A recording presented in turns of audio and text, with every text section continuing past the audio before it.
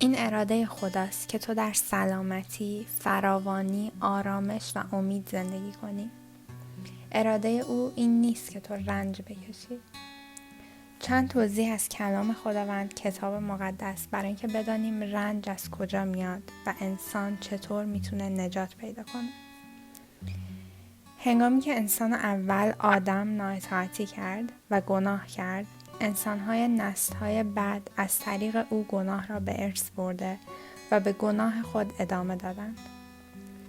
مزد گناه مرگ است و تنها راه آشتی خدا و انسان این بود که مجازات گناهان انسان را بر دوش خود بگیرد. به همین دلیل است که خدا پسر خود عیسی مسیح را به زمین فرستاد. او در جسم انسانی توسط روح القدس از طریق مریم باکره متولد شد. او هیچ گناه نکرد، در بین مردم نیکی کرد و شگفتی‌ها و معجزات، شفا، نجات و قیام از مردگان را نشان داد. او هم گفت و هم نشان داد که چگونه باید زندگی کنیم. او برای ما روی صلیب رنج کشید، تاوان گناهان ما را با خون خود پرداخت. مرد، دفن شد، در روز سوم قیام کرد و به آسمان بالا برده شد. او زنده است و دوباره برمیگردد. عیسی مسیح با کار عظیم و کاملش بر روی صلیب ما را با خدا آشتی داد. ما را از شر شیطان رهایی داد. ما را نجات بخشید و زندگی ابدی به ما داد.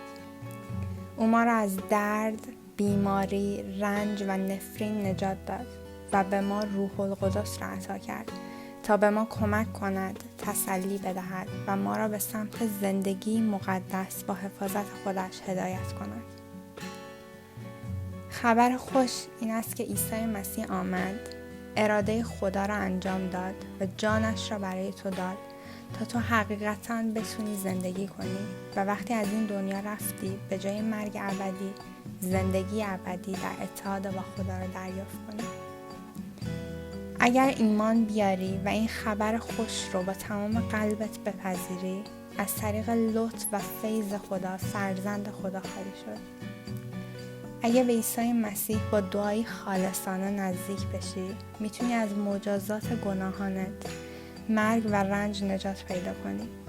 پس بیا و این دعای کوتاه رو در آرامش و با ایمان و با تمام دلت به خداوند بگو، چون او صدات رو میشنوه.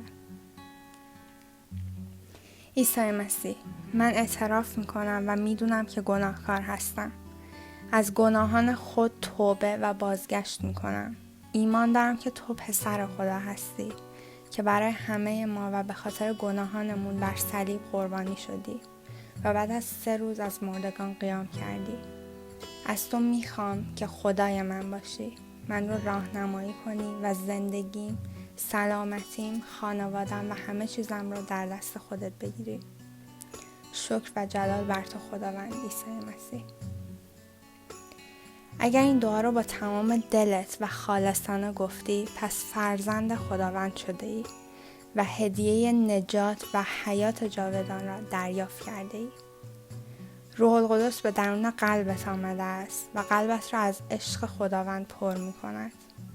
او کمک و راهنماییت می کند تا زندگی قدیمی که در گناه داشتی را پشت سر بگذاری و با دعا، خواندن کلام زنده خدا یعنی کتاب مقدس، مشارکت با ایمانداران و با قوت روح القدس یک زندگی جدید را شروع کنی. این دعوت خطاب به همه مردم روی زمین است و هر فردی باید آن را در اسرع وقت بپذیرد. زیرا طبق پیشبینی‌های کتاب مقدس عیسی مسیح به زودی می‌آید تا ایمانداران خود چه مرده و چه زنده را با خودش ببرد تا در ابدیت و در بدن‌های فناناپذیر با هم باشند و سپس غضب خدا در روز داوری آشکار خواهد شد.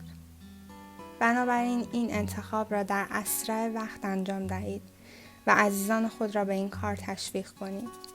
در نتیجه شما برای همیشه با خداوند خواهید بود و مرگ هیچ وقت نمیتواند شما را از هم جدا کند. شکر و جلال بر خداوند.